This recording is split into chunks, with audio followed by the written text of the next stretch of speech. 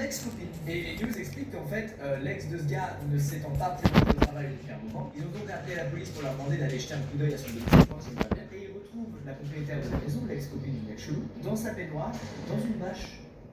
Et en fait, ce gars-là était cannibale et avait cuisiné des parties du cœur.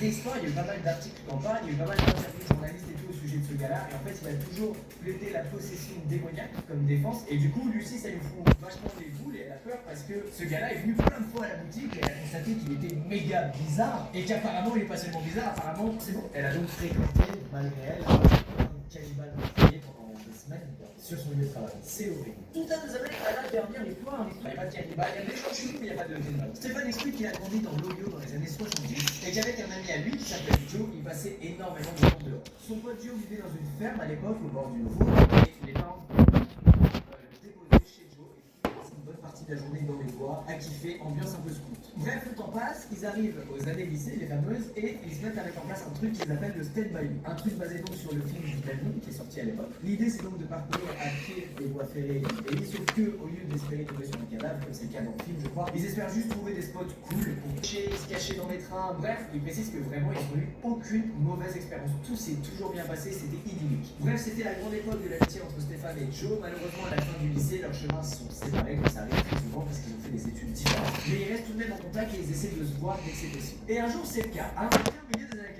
90, ils se sont retrouvés tous les deux. Et pas infini. Sortis les deux et un peu avant que je tombe et trouve un arbre de part et d'autre de la voie ferrée. Je cherchais où est-ce qu'elle pourrait être Mika-chienne dangereuse.